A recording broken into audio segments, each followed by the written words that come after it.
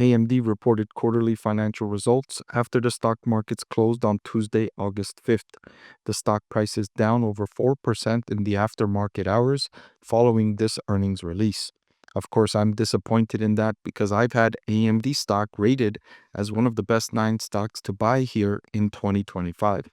Still, zooming out a little bit and looking at the full year performance, AMD stock is still up roughly 40% year to date in 2025. So the stock has still performed really well this year.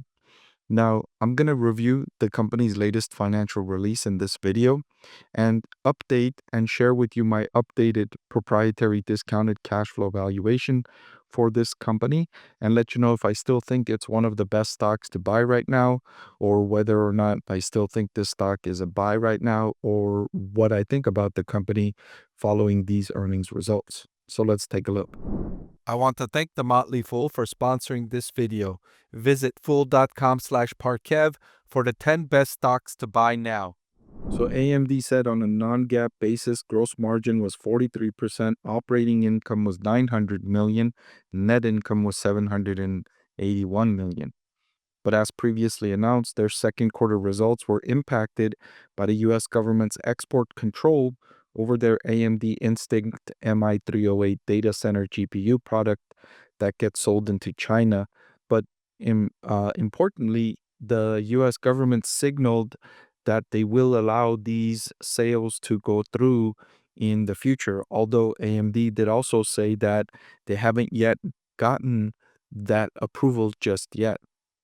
So for the quarter, these restrictions led to approximately $800 million in inventory-related charges. Excluding those charges, non-GAAP gross margin would have been a healthy 54%, which is now approaching those levels from NVIDIA, which generates gross profit margins around 70%. So AMD is now kind of catching up to the performance of NVIDIA, although there's still a wide gap, but at least AMD is closing the gap. The CEO saying that we are seeing robust demand across our computing and AI product portfolio and are well positioned to deliver significant growth in the second half of the year, driven by the ramp of our AMD Instinct MI350 series accelerators and ongoing EPYC and Ryzen processor share gains.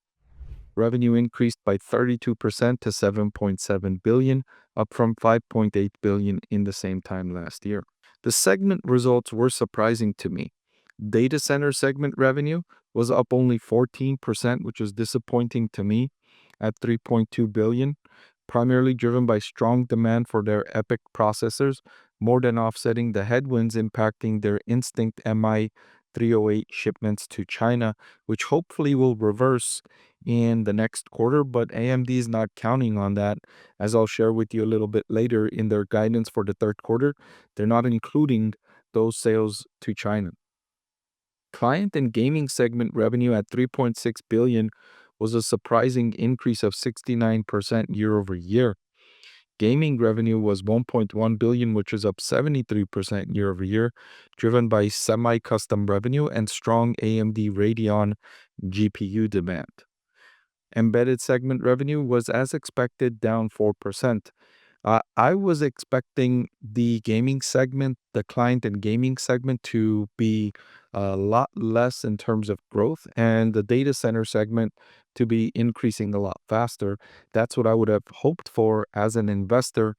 I would want a business that's more concentrated in the data center segment and less concentrated in client, gaming, and embedded segment, because the data center segment optimized for artificial intelligence is slated to boom to more than $2 trillion in annual spending by 2035. That's a category I would like AMD to be more concentrated and less concentrated in the client and gaming segment. Although, if it's going to perform well, then that's good news, right?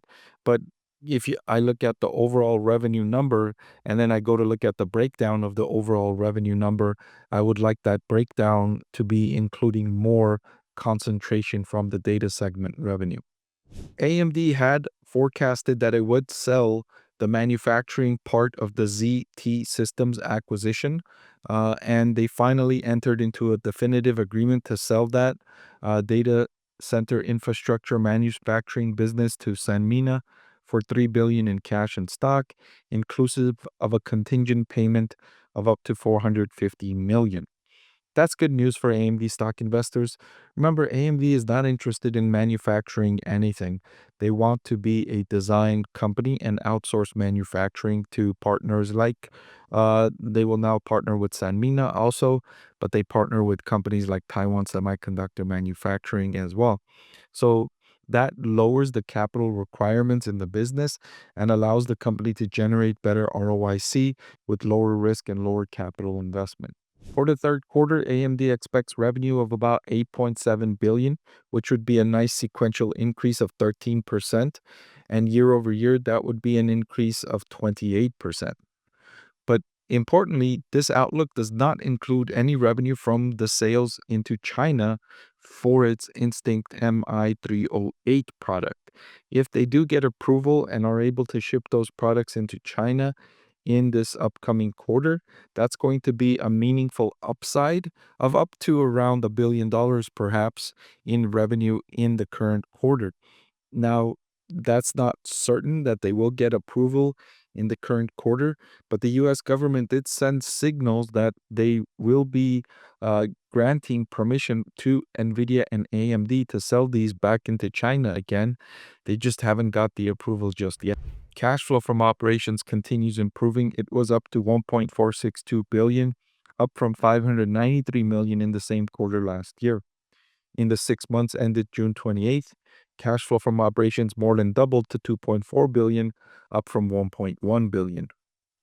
Right, so based on these new figures from AMD, I updated my free cash flow estimates for the company and updated my intrinsic value per share calculation, which slightly decreased from around $140 per share down to $136 per share.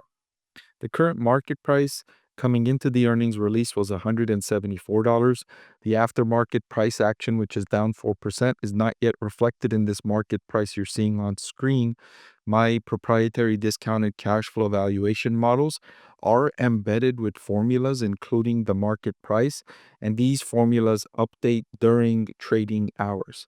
So they don't update in the aftermarket hours, but tomorrow morning, when the stock market opens again, many of these inputs will update and my entire financial model will update because of the changes in these specific inputs, which include the market price, the number of shares outstanding, the value of operations, the weighted average cost of capital, the beta, the market capitalization, and the debt to equity mix all update automatically according to new information that's updated from the company. I also like to look at valuation, looking at and measuring with the forward price to earnings ratio.